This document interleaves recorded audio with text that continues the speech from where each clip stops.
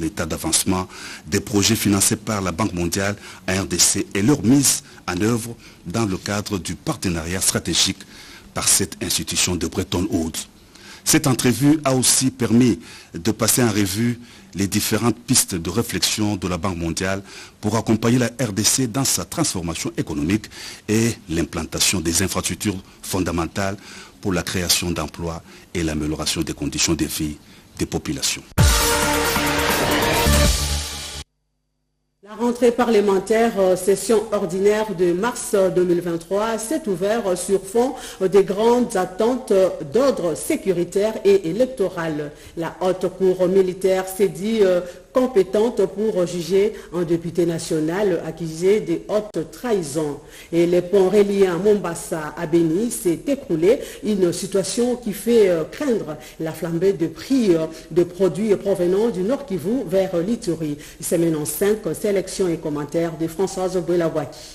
Fini les vacances, les deux chambres du Parlement ont retrouvé le chemin du Palais du Peuple le 15 mars. Le calendrier de la session prévoit notamment comme priorité le contrôle parlementaire. Un appel à la solidarité nationale contre l'agression rwandaise dans l'Est a été lancé et des recommandations ont été faites à la CENI concernant l'évolution du processus électoral. Pendant ce temps, un député national manque à l'appel. Mwanga Chouchou est accusé de haute trahison et d'atteinte à la sûreté de l'État. La haute cour militaire s'est déclarée compétente pour le juger. Prochaine audience, le 21 mars. Pour renforcer ses effectifs, l'armée recrute à Kinshasa. Les candidatures féminines sont encouragées. Les enregistrements se font au Kankokolo. Les Congolais âgés de 18 à 25 ans sont concernés. Campagne de soins gratuits à Kinshasa. Les femmes vivant en milieu défavorisé ont été sensibilisées sur la santé sexuelle et la reproduction. Grâce à cette opération initiée par LG Foundation, plusieurs Kinoises ont bénéficié de check-up suivis d'une prise en charge. Éruption volcanique de Nyamulagira, le volcan est entré en activité. L'alerte a été donnée par l'OVG dans un communiqué. Le gouverneur militaire du Nord Kivu a appelé la population à ne pas paniquer. Dans l'Est toujours, risque de flambée des prix des produits vivriers sur le marché en Ituri. Le pont Ituri reliant Mombasa à Beni s'est écroulé cette semaine. Une chute occasionnée par le passage d'un véhicule de gros tonnage transportant des planches. Sur le marché de change, le fonds congolais s'est légèrement apprécié, constat fait par la Troïka stratégique. Évolution de la masse salariale, examen du plan de trésorerie, les dépenses en urgence, la Troïka stratégique s'est réunie autour de ces questions. Un mouvement de protestation des chauffeurs à Kinshasa. Ils ont manifesté pour s'opposer à l'arrêté du gouverneur fixant une grille tarifaire qui, selon eux, ne tient pas compte de la réalité. Une commission mixte s'est réunie en urgence pour régler le malaise. Une quarantaine de jeunes communément appelés Kuluna à la base de l'insécurité dans plusieurs quartiers à Kinshasa répondent de leurs actes devant la justice. Une audience foraine a été organisée au tribunal de grande instance pour la confirmation des charges de ces bandits urbains arrêtés la main dans le sac. Libération des détenus. 40 prisonniers ont bénéficié de la grâce présidentielle. Ils ont quitté la prison de Kassapa à Lubumbashi. Mesure de grâce exécutée par le parquet général près la cour d'appel du Haut-Katanga pour décongestionner la prison.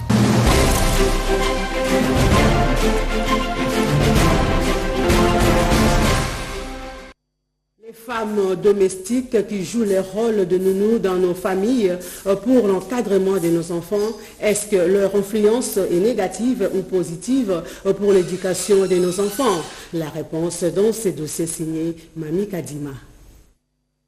Recourir au service d'une femme de ménage pour les enfants est devenu une nécessité pour les parents dont les obligations et autres contraintes, notamment professionnelles, les obligent à être souvent absents de la maison. La nounou prend le relais et joue ainsi le rôle des parents de substitution car sa participation dans l'encadrement, la sécurité et le suivi des enfants n'est plus à démontrer. Oui, ça marche bien. Elle nous protège, elle nous prépare de bonnes choses. Elle est aussi gentille. Elle nous interdit à faire de mauvaises choses. Si on veut salir à la maison, elle va nous dire qu'on ne salit pas. Au-delà des tâches ménagères qu'elle doit exécuter au quotidien, s'occuper des enfants sous les plus petits implique beaucoup pour elle. L'instinct maternel est mis en contribution pour gagner ce pari. Je m'occupe bien des enfants pendant l'absence de leurs parents. Je leur donne à manger, je les amène à l'école. Je les considère comme mes propres enfants.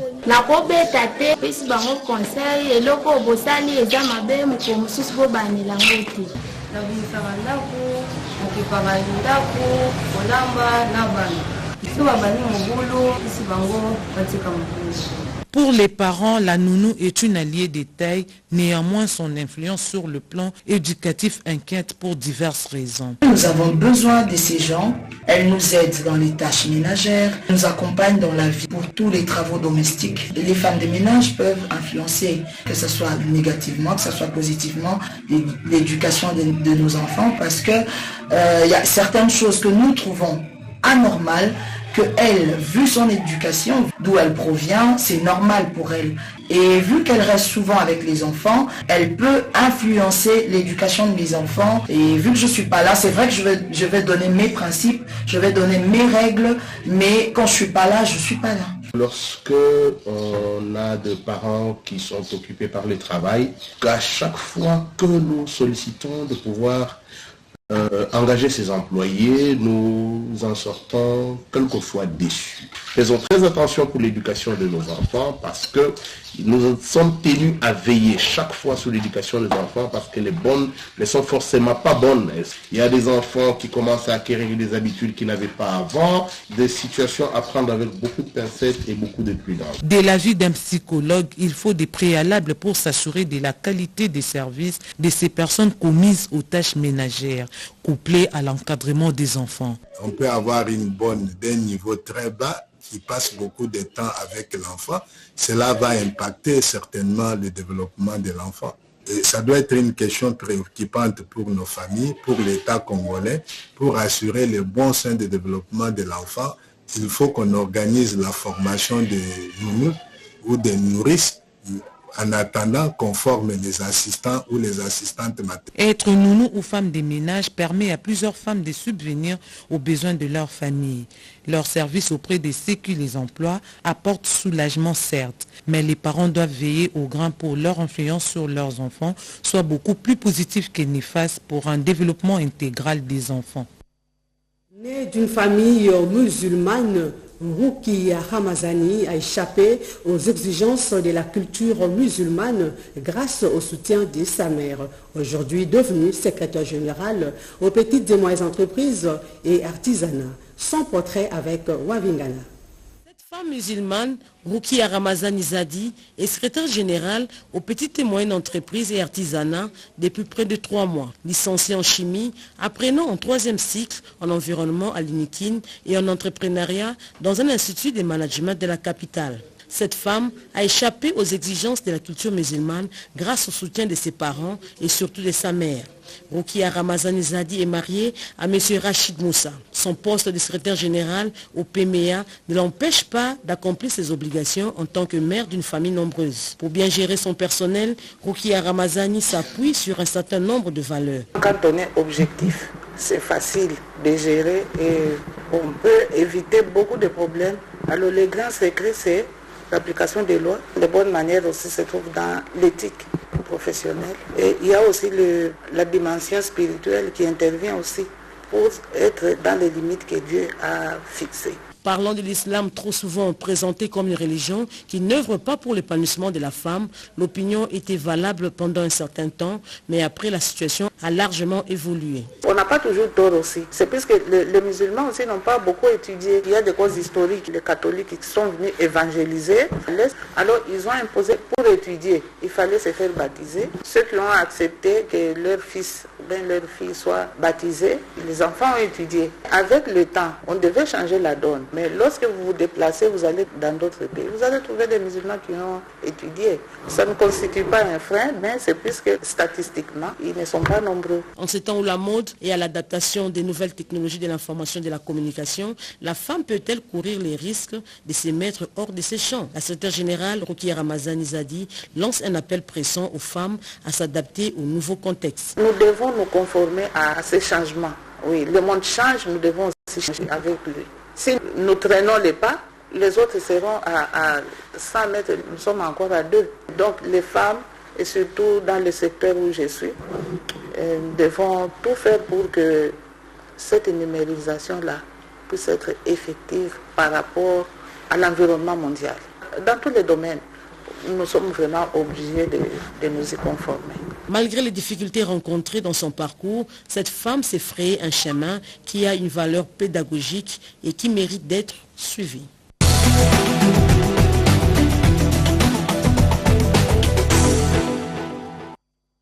Il faut construire un grand centre d'hébergement pour les déplacés internes et l'encadrement des enfants victimes de conflits communautaires dans la province du Kasaï oriental. C'est un projet initié par le jeune entrepreneur et libraire congolais de la diaspora, Alpha Ramazan. On l'écoute. Libraire, éditeur, entrepreneur. Donc je viens ici pour parler d'un événement que j'organise à Genève du 22 au 26 à l'occasion du Salon international du livre de Genève. J'ai créé une structure qui s'appelle Book Express depuis 2019. Book Express est une entreprise commerciale qui produit de la richesse, mais qui a une particularité qui commercialise des livres au même prix qu'à Paris, à Bruxelles. Donc vous avez des livres commercialisés à Kinshasa à un prix similaire au prix éditeur en Europe. En tant qu'éditeur, je travaille avec le sénateur Moumengi qui a publié chez Book Express, Militariser l'agriculture, et à Madame Tina Salama, la porte-parole du chef de l'État, qui a republié un livre qui était déjà publié, et on le refait. Dans ce cadre-là, ces deux écrivains seront à Genève pour présenter leur livre. Je remercie Madame Tina Salama qui est toujours là pour prendre part à ces activités. Pareil pour le sénateur Didier Moumengi, par lequel, à l'issue de cette activité, il y aura une proposition de loi. J'ai écrit un projet en partenariat avec la province du Kasaï oriental pour essayer de venir en aide aux déplacés internes. Et nous utilisons justement le salon du livre, étant donné que nous avons une fibre culturelle, pour à la fois démontrer au monde la richesse culturelle de notre pays, à Genève, et par la même occasion utiliser ce cadre comme vitrine pour faire des levées de fonds pour cette action que nous menons en faveur des déplacés internes du Kasaï oriental. Un projet, il s'appelle le bien-être pour tous au Kasaï. En fait, nous avons identifié un problème, c'est que il y a dans notre pays 5,6 millions de déplacés internes. Nous portons ce message haut et fort à Genève pour faire des levées de fonds, parce que c'est un projet qui se veut être complètement indépendant de la gestion de l'État et financé intégralement par les privés. Concrètement, nous voulons construire un centre d'une capacité pour accueillir en tout cas 3522 enfants qui n'ont pas de domicile, n'ont pas de toit. Nous voulons que ça soit une action qui soit pérenne. Pour pérenniser justement, il faut lever des fonds importants et construire dans la durée. Donc nous avons eu des contacts avec différents partenaires à Genève pour faire justement cette levée de fonds et ensuite, dans le courant de l'année 2023, construire un centre en dur à Kabea Kamanga. Le site a déjà été identifié sous la houlette justement du gouverneur Mathias Patrick Kabea. Donc ce sera un centre pour non seulement les accueillir, les héberger, les scolariser et les garder le plus longtemps possible pour qu'ils deviennent en tout cas des citoyens ordinaires. Le livre peut créer un modèle économique. En même temps, le livre pourrait être aussi un objet qui soit un vecteur de solidarité pour soutenir nos enfants, nos jeunes gens du Kasaï oriental. Le lien, c'est moi, c'est mon histoire. J'ai vécu dans ça et je sais combien cet objet est tellement utile et nous ne pouvons pas dans notre pays le reléguer en seconde position. Les défis de notre pays ne seront affrontés que si nous avons le courage justement d'essayer de faire quelque chose. Le chef de l'État l'a dit, nous devons nous prendre en main et il faut rêver plus. Voilà.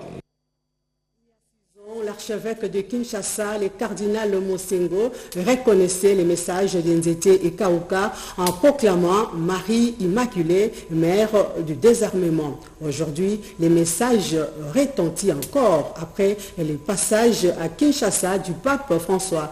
Un témoignage de Crispin Landa. Le 18 mars 2017, dans la déclaration sur les événements d'Nzete et Kaouka, sur les apparitions de la Vierge Marie comme mère des armements, le cardinal Mosengo avait dit presque la même chose. Peuple de Dieu, en ma qualité de votre pasteur, j'attire votre attention sur le fait que malgré tout ce qui a été fait pour la paix en République démocratique du Congo, malgré l'intervention de la communauté internationale qui a consenti des financements incalculables pour repacifier notre pays, tous les calculs humains semblent avoir échoué lamentablement. Alors, le cardinal ajoute que tous les fidèles catholiques intensifient les prières pour demander à la Vierge Marie Immaculée, Mère du désarmement, pour qu'elle puisse nous aider à désarmer une fois pour toutes ceux qui nous imposent ces guerres et ces situations inhumaines qui perpétuent la misère dans notre pays. Eh bien, ceux qui nous imposent ces guerres et ces situations inhumaines, c'est à ceux-là que le pape dit « retirez vos mains de l'Afrique, retirez vos mains de la RDC ». Ça, c'est clair que l'évêque de Rome, qui connaissait d'ailleurs très bien, qui non seulement connaissait, mais avait une considération remarquable de l'archevêque de Kinshasa, l'évêque de Rome a confirmé, il a amplifié en vérité ce message que son frère de Kinshasa avait déjà lancé. Et soit dit en passant, quand ce processus de reconnaissance des événements des étés Kaouka était encore en étude, le cardinal m'avait dit à l'époque, on ne peut rien dire tant que le Saint-Siège n'a pas validé. Lorsqu'il a publié la déclaration, j'ai compris que le Saint-Siège avait validé. Et donc, ça ne m'étonne pas que le pape François revienne sur le message que le cardinal Mosengo avait lancé. Ils se connaissaient, ils savaient ce qui se passe au pays, tous les deux. Et donc, pour nous, les Congolais, il est maintenant important, et c'est ça le message que je viens lancer à la nation, il est important d'écouter la voix de la sagesse. Les hommes sages, les hommes d'église vous disent, il faut déposer les armes, il faut embrasser la miséricorde. Qu'est-ce que ça veut dire? Ça signifie que, concrètement, pour que nous puissions avoir la paix dans notre pays, il faut passer par un processus de pardon. C'est ça la miséricorde. Et le pardon ne s'obtient pas si l'individu ne fait pas repentance. Et la repentance n'est pas possible si vous ne dites pas la vérité. Quand ce triptyque est réuni, à savoir repentance, donc vérité, repentance, pardon, vous cheminez directement vers la réconciliation. Et quand vous avez la réconciliation, vous avez la paix. Plusieurs projets de développement seront lancés et concrétisés dans le cadre de la coopération entre le Maroc et la RDC. Telles sont les retombées d'une mission économique qui s'est tenue dernièrement au Maroc. C'était un grand honneur de rencontrer la CGM, de rencontrer la SMEX, et deux projets sont lancés. Tout le monde dit que ça ne reste pas sur le phase de projet, qu'on passe au concret. Que la diplomatie bouge. La diplomatie bouge pour la facilitation de visa aux hommes d'affaires, tant congolais que marocains. Pour nous, on sait, c'est une mission très bénéfique parce que nous avons eu à rencontrer l'Agence nationale de régulation ici au Maroc, ainsi que l'Agence marocaine de l'efficacité énergétique, qui nous ont partagé leur expérience. Nous sommes assurés dans le domaine de l'énergie de trouver de partenaires, dans le domaine de l'agriculture de trouver de partenaires, mais aussi dans le domaine des infrastructures. Il y a beaucoup d'intérêt manifesté vis-à-vis de projets de la province et nous espérons que tout cela va se traduire en projet et en réalité. Nous les privés, nous allons mieux nous faire connaître au Maroc et nous allons mieux faire connaître le Maroc également à nos membres et à tous ceux qui désirent entretenir des relations avec un pays ami et frère et qui a prouvé depuis un certain temps sa capacité à pouvoir se développer, se dépasser et implémenter une vision claire, nette, précise de développement. Beaucoup de messages positifs. L'objectif désormais serait de pouvoir donc à partir de maintenant concrétiser, traduire toutes ces rencontres en programmes, en projets concrets. Et je crois avec nous, après nous certainement, que nous allons voir dans les années qui viennent une coopération qui va se faire entre le Maroc et la RDC pour l'Afrique, par l'Afrique et avec l'Afrique. Il séjourne en Europe pour la supervision de l'opération d'enrôlement. C'est le président de la CENI, Denis Kadima. Ce dernier a choisi Paris comme première étape.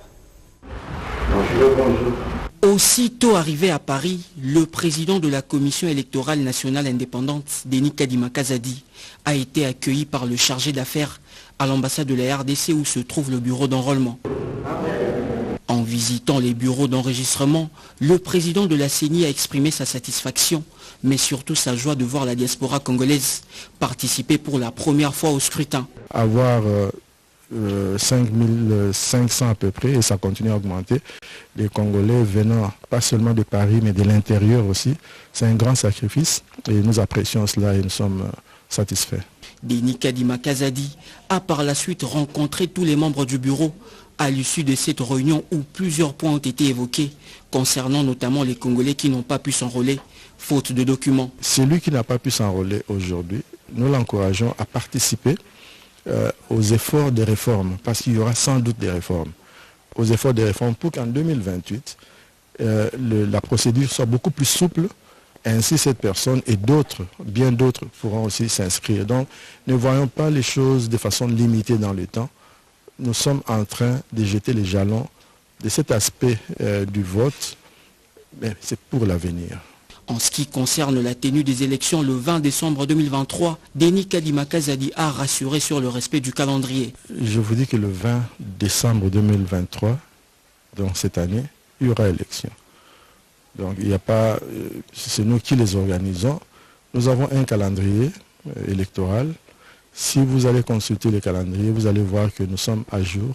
Les choses évoluent telles que prévues. Après 2 prolongations, les opérations d'enregistrement à Paris vont se clôturer le 20 mars 2023, suivies de 2 réunions de permanence pour régler les litiges liés à l'enrôlement.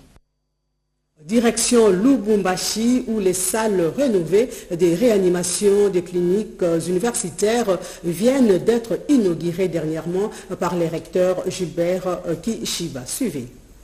Cette cérémonie s'est déroulée dans le hall des cliniques universitaires de Lubumbashi en présence des membres du comité de gestion de l'UNILU et du corps médical, toutes catégories confondues. Cette acquisition sous fonds propres de l'UNILU est une concrétisation de la vision du recteur Gilbert Kishiba Fitula, qui est celle d'offrir les services médicaux de qualité avec plus de compétences et d'excellence dans la prise en charge des patients, a souligné le médecin directeur, le docteur Assoumani Simbo. Aujourd'hui, tout est fait pour que la prise en charge change ici, notamment dans les 2 services phares. Nous avons cité le service de réanimation et celui de néonatologie, notamment le site qui est aménagé pour recevoir notre premier scanner dans l'histoire de cet hôpital. Et un premier scanner, c'est un scanner acheté par l'université de Lubumbashi, que nous saluons votre engagement en tant que recteur de l'université de Lubumbashi. Le recteur a pour sa part salué l'apport remarquable du personnel soignant des cliniques universitaires. Je salue donc tous les projets qui se réalisent ici. Je salue le massif de compétences ainsi que toutes les recherches qui se passent ici, toute la formation. Je souhaite aux médecins stagiaires d'être attentifs aux devanciers, conformément à votre serment d'Hippocrate, ce serment qui fait de vous, en définitive, simplement les serviteurs du monde, des humains. Les services inaugurés sont équipés des moteurs ECG, des respirateurs, des aspirateurs, des pompes à perfusion, des seringues électriques, des concentrateurs défibrillateurs, des lits et bien d'autres équipements de valeur. C'est par la visite des nouvelles installations en construction destinées aux premiers scanners des cliniques, par la salle des services gynéco-obstétriques ainsi que le tout premier internat des médecins stagiaires dont les travaux évoluent à pas des géants que s'est clôturée cette cérémonie.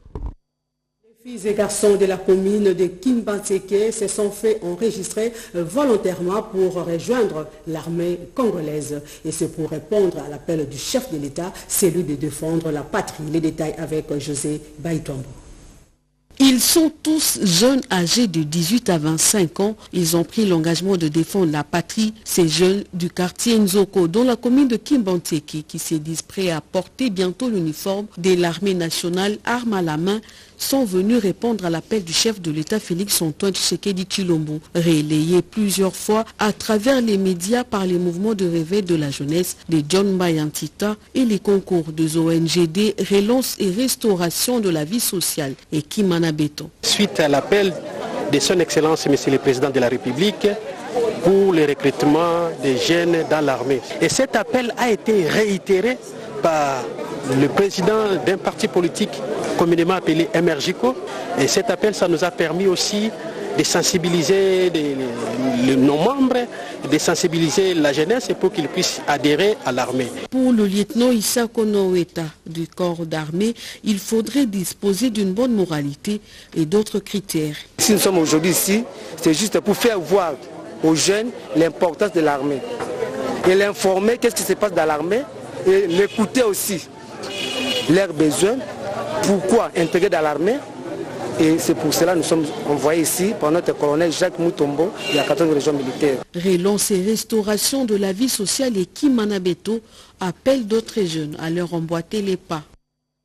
À l'occasion du 8e anniversaire du mouvement des réformateurs libéraux, le président de ces partis a annoncé son retour aux affaires politiques au cours d'un mini-congrès organisé à Kolwezi. Reportage Joël Kaimbe. Ils ont bravé la pluie, habillés aux couleurs et insignes du parti. Les sympathisants du mouvement des réformateurs libéraux se rendent au siège du parti à Kolwezi pour la tenue d'un mini-congrès. À l'occasion de la cérémonie du 8e anniversaire de ces partis, Patrick Thierry André Kakwata a fait cette grande annonce. Aujourd'hui, je n'ai que 3 messages à vous donner. Le premier, c'est juste vous annoncer que je viens de reprendre officiellement mes activités politiques et d'office, je prends la commande du parti politique MRL. Avec votre concours, nous allons lutter pour que les prix de la farine ainsi que du dollar américain soient revus à la baisse. Vous étiez en train de vous questionner sur mon silence. Mais la réponse est très simple. J'étais membre du gouvernement. Il y avait incompatibilité pour que je puisse occuper les postes du président du parti politique MRL. Raison pour laquelle j'avais confié la responsabilité à notre secrétaire général, Madame Nandi Angalikiana. Et pour la secrétaire générale, la population est le seul maître de sa survie. Si la population se tait, il n'y aura aucun changement. Pour que aujourd'hui les choses bougent, les choses aillent de l'avant, la population doit se lever et réagir. Préoccupé par la situation de la population, Patrick Thierry André Kakwata a rassuré ses membres de toujours agir dans l'intérêt du peuple.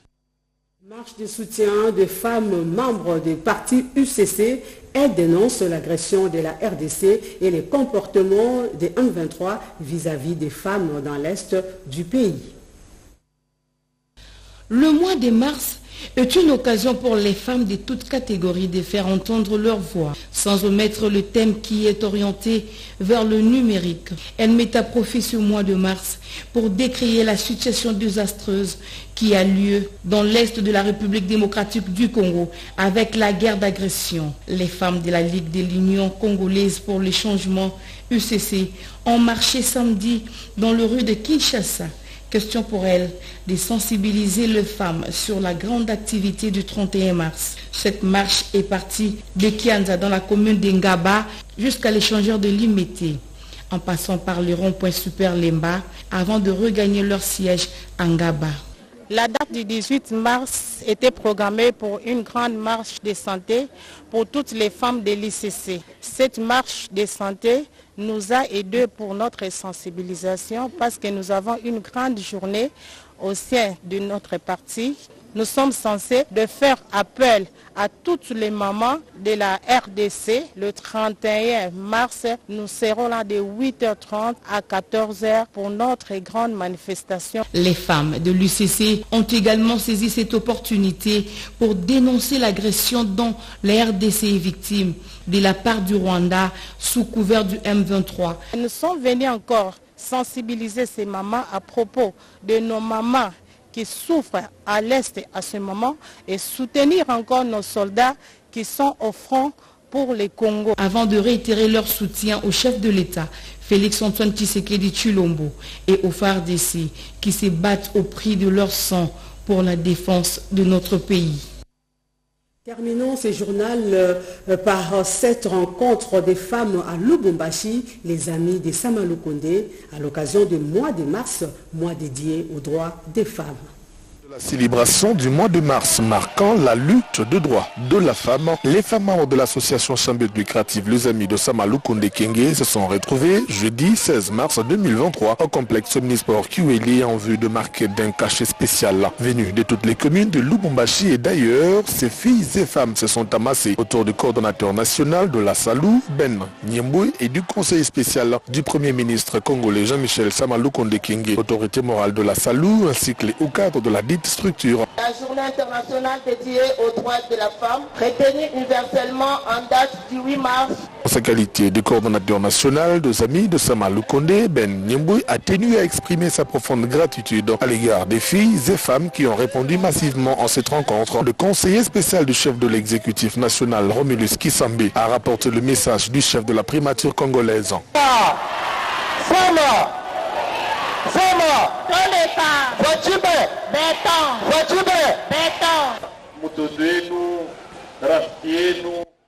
Votre fils Jean-Michel Sama Lukonde est très content de l'amour que vous portez envers sa personne. Et il vous demande de continuer à se battre pour l'autonomisation de la femme.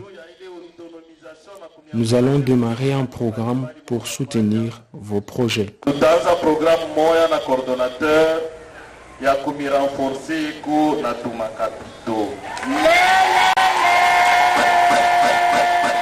C'est dans un climat de parfaite satisfaction que cette manifestation s'est clôturée.